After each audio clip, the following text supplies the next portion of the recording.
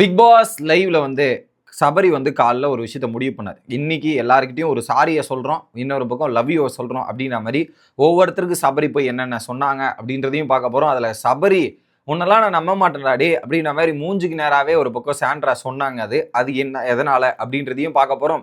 அடுத்து ஒரு பக்கம் சில கமெண்ட்ஸ்ல சில கேள்விகள் கேட்டாங்க. அந்த கமெண்ட்ஸுக்கு சில கேள்விகளுக்கு பதிலும் சொல்லிடுறேன்.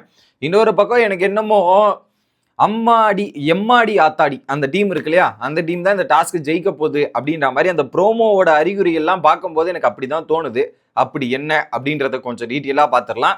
சேனலுக்கு புதுசாக இருந்தீங்கன்னா மறக்காம சப்ஸ்கிரைப் பண்ணிருங்க மக்களே. வீடியோ பார்க்குற அனைவருமே மறக்காம லைக்கும் ஐப்பும் பண்ணீங்கன்னா இந்த வீடியோ பல பேருக்கு போய் ரீச் ஆகும். எனக்கும் ரொம்ப ரொம்ப யூஸ்ஃபுல்லாக இருக்கும். மறந்துடாதீங்க. இப்போ கண்டென்ட்டுக்குள்ளே போயிடலாம். ஸோ ஒரு பக்கம் நீங்கள் தேர்ட் ப்ரோமோ பார்த்துருப்பீங்க. அங்கே வந்து சண்டை கனிக்கும் சாண்ட்ராக்கும் சண்டை நடக்குது இல்லையா. ஸோ எனக்கு தெரிஞ்சு அந்த சண்டை முன்னாடியா பின்னாடியா தெரில. பட் இந்த டீம் கானா வினோத் டீம் வந்து அந்த கோஆர்டினேஷன்லேயே அடி வாங்கி இந்த டாஸ்க்கை தோத்துருப்பாங்கன்னு நினைக்கிறேன். அப்போ அந்த கானா வினோத் டீம் வந்து ஒரு 20 நிமிஷம் ஒரு அரை மணி நேரம் எடுத்துட்டாலுமே obviously the winner will be இந்த டீம். பார்வதி, ஆதிரை, கனி மற்றும் கமருதினி இந்த டீம் தான் ஜெயிப்பாங்க. ஆல்ரெடி 3 டீம்மே 2 பாயிண்ட்ல இருக்கு. இந்த டாஸ்கையும் அந்த டீம் ஜெயிச்சிருச்சு அப்படின்றது பார்த்தீங்கன்னா ஒரு பக்கம் லீடிங்ல போயிடுவாங்க. லீடிங்ல போனா என்ன அர்த்தம்? அந்த டீம்ல இருக்க 4 பேர் தான் கேப்டன்சி கண்டென்டராகவும் மாறுவாங்க. இன்னொரு பக்கம் அந்த 24 ஹவர்ஸ் டாஸ்க்கும் போவாங்க. அந்த 24 ஹவர்ஸ் யாருக்கு கிடைக்கும்ன்றது நான் போன வீடியோல சொல்லியிருப்பேன்னு நினைக்கிறேன். Majority of the chances will be கனிக்கு தான் இருக்கு அப்படின்றது பார்ப்பேன். ஸோ அது கனிக்காக தான் இருக்கும். ஏன்னா சேனலும் அப்படிதான் யோசிப்பாங்க. கனி தான் விஜயலட்சுமி வருவாங்க. விஜயலட்சுமி வச்சு ஒரு நாள் வந்தா கூட பயங்கரமான கண்டென்ட். கனியை விட டபுள் மடங்கு ட்ரிபிள் மடங்கு விஜயலட்சுமி இருப்பாங்க இல்லையா. ஸோ அதனால அதை எதிர்பார்க்கலாம் அப்படின்ற ஒரு எதிர்பார்ப்புகள் இருக்கு. ஸோ கனி சைடுக்கு தான் போவோம்னு நினைக்கிறேன். உங்களுக்கு யாருக்கு தோணுது அப்படின்றது சொல்லுங்க.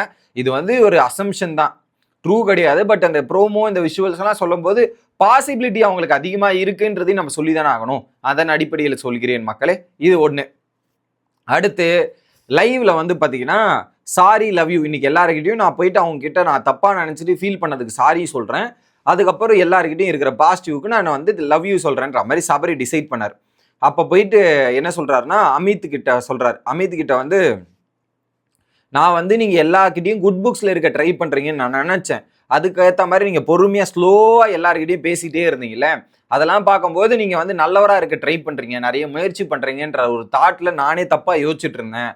பட் நீங்க அப்படியாப்பட்ட ஆள் கிடையாது. நீங்க நிஜமாவே நார்மலாவே இப்படிதான் இருக்குன்றது போக போக எனக்கு ரியலைஸ் ஆச்சு.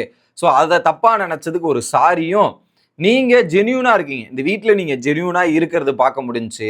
இன்னொருத்தர் இப்போ ஒருத்தர் ஒரு கருத்து சொல்றாரு, ஒரு விஷயம் சொல்றாங்கன்னா அவங்களோட பாயிண்ட் ஆஃப் வியூல ஆப்போசிட் பர்சன் பாயிண்ட் ஆஃப் வியூல இருந்து அவங்க ஷூல இருந்து யோசிக்கிறீங்களே, அந்த திங்க் பண்ற எண்ணமே சரியான எண்ணம். அது எனக்கு புதுசா இருந்துச்சு. அது ஒரு மட்டும் இல்லாம நீங்க உங்க ஒய்ஃபை லவ் பண்றதா இருக்கட்டும், உங்க குழந்தைய லவ் பண்றதா இருக்கட்டும்ன்ற மாதிரி வேற மாதிரி இருக்கு. எனக்கு உங்களை பார்த்து தான் எனக்கு ஒரு பெண் குழந்தை வேணும்ன்ற அளவுக்கு நான் மைண்ட்ல திங்க் பண்றேன். அதுக்கு நான் லவ் யூ சொல்றேன்ற மாதிரி லவ் யூ. அடுத்து அமித் போயிட்டு விக்ரம்கா, சரி இருங்க அடுத்து வரும், விக்ரம் அப்புறம் வரும். பார்வதிக்கு போயிட்டு சொல்றாரு. ஸோ பார்வதிக்கு வந்து நான் நீ அடிப்பட்டல, என்னால உனக்கு அடிபட்டுச்சுல, அதுல மனசார ஃபீல் பண்ணி இப்போ நான் சாரி கேட்குறேன். அது எனக்கு ரொம்ப கஷ்டமா இருந்துச்சு. அந்த ஒரு விஷயமா இருக்கட்டும். அதை தாண்டி நீ உருன்னு சுத்திட்டு இருப்ப, எப்ப பார்த்தாலும் இப்படியே ரியாக்ட் பண்ணிட்டு இருப்பியா. ஸோ அதை பார்த்தாவே எனக்கு ஒரு மாதிரி இருக்கும். ஸோ அதுக்கப்புறம் தான் புரிஞ்சது நீ எல்லா டைமும் இப்படிதான் இருப்பியான்னு நான் புரிஞ்சுக்கிட்டேன். ஸோ அதனால அதுக்கு ஒரு சாரி. லவ் யூ வந்து பார்த்தீங்கன்னா நீ ஒரு மல்டி பிளேயராக உங்ககிட்ட ஒரு விஷயத்த கொடுத்தா அது வேற மாதிரி ஒன்று எடுத்துட்டு வருவேன். அது ஒரு பக்கம் இருக்கும். அதை தாண்டி நீயும் கமருதீனுக்குள்ள உங்களுக்குள்ள என்ன நடக்குதுலாம் எனக்கு தெரியாது. பட் நீ கமருதீனை விட்டு கொடுக்காம இருக்கிறதும், அந்த ஒரு விஷயத்துல நீ அவங்களுக்காக ஸ்டாண்ட் பண்றதெல்லாம் பார்க்கும்போது எனக்கு ரொம்ப பிடிச்சிருக்குன்ற மாதிரி சபரி அதையும் பாராட்டி புகழ்ந்து விட்டார். அடுத்து கனிக்கு என்னன்னா, நீ என் அம்மாவை பத்தி பேசிட்ட, என் அம்மாவை பத்தி கனி நீ பேசிட்டலன்ற மாதிரி ஒரு இடத்துல கோவப்பட்டிருப்பாரு. நீ உங்ககிட்ட இருந்து நான் எதிர்பார்க்கலன்ற மாதிரி பேசாதீங்கன்ற மாதிரி ஒரு பக்கம் எமோஷனல் ஆகி பேசியிருப்பார் ஸ்டார்டிங் வீக்ல. அதை பத்தி பேசும்போது நான் கொஞ்சம் ஃபீல் ஆயிட்டேன். அதுக்கு இப்ப நான் சாரி கேட்கிறேன். நீ இன்டென்ஷன்லாம் பண்ணியிருக்க மாட்டேன்னு எனக்கு தெரியும். ஸோ அதனால அதுக்கு ஒரு சாரி. அதை தாண்டி எனக்குள்ள இருக்கிற குழந்தைத்தனத்தை உங்ககிட்ட தான் எக்ஸ்பிரஸ் பண்றேன். சபரி என்னும் குழந்தையே உங்ககிட்ட மட்டும் தான் என்னால் ஃபுல்லா ஷோகேஸ் பண்ண முடியுது, எக்ஸ்பிரஸ் பண்ண முடியுது. அதுக்கு ஒரு நன்றி, லவ் யூ அண்ட் நன்றி கனி அப்படின்றத சொல்லிட்டாரு. அடுத்து சாண்ட்ரா கிட்ட வந்து சாரி கேட்கும்போது, நீங்க பண்றது எல்லாமே கேமுக்காக தான் பண்றீங்கன்னு நான் திங்க் பண்ணேன். ஸோ அது ஒரு பாயிண்ட்ல எல்லையை மீறி நான் அப்படி யோசிச்சது என்னோட தப்பு. அந்த பிரஷ் கிரிஷ் நிறைய இன்சிடென்ட் இருக்குல்ல, அது எல்லாமே நீங்க முழுக்க கேமுக்காக பண்றீங்கன்னு தான் நினைச்சேன். ஆக்சுவலா அவங்க கேமுக்காக தான் பண்ணாங்க. சபரி விடுங்க, என்ன பண்றதுன்ற மாதிரி இருந்துச்சு. அந்த ஒரு விஷயம். அடுத்து லவ் என்னன்னா, ஸோ தண்டிக்கணும் துண்டிக்கணும்ன்ற டாஸ்க்ல எனக்கு லவ் கொடுத்தீங்களே, அது நான் ஷாக் ஆயிட்டேன். அது எனக்கு ரொம்ப ஷாக்காக இருந்தது. அந்த விஷயத்தில் உங்களுக்கு லவ் யூ சொல்கிறேன், சூப்பர் நீங்கள் அப்படின்றது. அதில் குறிப்பாக சொல்லிட்டாங்க, ஓப்பனாகவே சொல்லிட்டாங்க, சாண்ட்ரா நான் சபரி உன்னை நம்ப மாட்டேன் சபரி. ஸோ நீ வந்து ஃபஸ்ட்டு இனிஷியல் வீக்ஸில் இருந்த சபரி வந்து ஃபன்னி சைடு சபரி, அது ஒரு பக்கம். அதுக்கப்புறம் நான் பார்த்தது வந்து ஒரு வில்லத்தனமான ஒரு சபரியை பார்த்துருக்கேன், ஒரு வில்லங்கமான ஒரு சபரியை பார்த்துருக்கேன். எப்படி வில்லத்தனம் வில்லங்கம் இந்த மாதிரி சபரிகளை நான் பார்த்துருக்கிறேன். ஸோ அதனால் உனக்குள்ள அந்த வில்லம் லுக் இருக்குது, ஸ்பேஸ் இருக்குது, இது எல்லாமே இருக்குது. நான் நம்பவே மாட்டேன் இந்த வீட்டுக்குள்ளே. ஸோ இதெல்லாம் நான் வெளியே போயிட்டு நீ வெளியே போயிட்டு இப்படி இருந்தியா இப்படி பழகுனியா அப்படின்றத பார்த்து வேணா நான் சொல்கிறேன். ஆனால் உள்ளே இருக்கிறவரையும் இந்த சபரியை நான் நம்ப மாட்டேன் அப்படின்றத ஓப்பனாக மூஞ்சிக்கு நேரம் அடிச்சு விட்டாங்க சாண்ட்ரா. அது பார்ப்பதற்கு நன்றாக இருந்தது. அடுத்து சுபிக்ஷா கிட்ட போயிட்டு என்னன்னா, ரொம்ப பர்ஃபெக்ஷனிஸ்டாக இருப்பேன் சுபி, எதாக இருந்தாலும் அப்படி இப்படி அப்படின்ற மாதிரி ரொம்ப டீட்டெயிலாக நோட் பண்ணுறேன். அதனால் அதுக்கு ஒரு சாரி நான் தப்பாக நினச்சிட்டேன் இனிஷியலாக, அதுக்கு ஒரு சாரியும். அதை தாண்டி இந்த வீட்டில் நீ கேமாக பார்த்து விளையாடுறதா இருக்கட்டும், கேமுக்காக நீ கொடுக்குற இன்வால்மெண்ட்டாக இருக்கட்டும், சூப்பராக பிடிச்சிருந்தது. அடுத்து இந்த கேமில் அம்மா அப்பாவை பெருமைப்படுத்தலாம், அம்மா அப்பாவை எடுத்துகிட்டு வந்து நிறைய விஷயங்கள் பண்ணுறல, அது எனக்கு ரொம்ப ரொம்ப பிடிச்சிருந்துன்ற மாதிரி அதை சொல்லிட்டாங்க. அடுத்து அரோராவுக்கு போனார். நான் சாரி ஃபர்ஸ்ட் அரோரா, நீ லெஸ் இன்ட்ரெஸ்ட்ன்றதை சொன்னதுக்கு சாரி. இப்போ என்னன்னா பயங்கரமாக கேரிங் பண்ணுற, கேமில் சின்சியராக முழு முயற்சி போட்டு கேமை ப்ளே பண்ணுற, ஒரு பயங்கரமான ஒரு வைப்பில் ட்ராவல் பண்ணுற, அதனால் அரோராவுக்கு சாரி. அரோரா கிட்ட பிடிச்ச விஷயம் என்னன்னா, நீ லவ்லி ஒண்டர்ஃபுல் குட் சோல் நீ. ஸோ எனக்குள்ளே இருக்கிற குழந்தை தனத்தை தட்டி எழுப்பியதே நீ தான், செல்ஃபில் ஒரு ரொம்ப இம்பார்ட்டன்ட் சொல்லி கொடுத்ததும் நீ தான். இந்த மாதிரி நிறைய விஷயங்கள் எனக்கு ஹைலைட் பண்ணியிருக்க, லவ் யூ. அடுத்து எஃப்ஜேக்கு வந்தார். ஸோ அந்த நீ பல இடங்களில் விட்டு கொடுக்குறல, விட்டு கொடுத்து கேவ் அப் பண்ணதில்ல, அது கொஞ்சம் ஒரு நாள் ஃபீல் பண்ணி நான் யோசிச்சிருக்கேன், அதுக்கு ஒரு சாரி.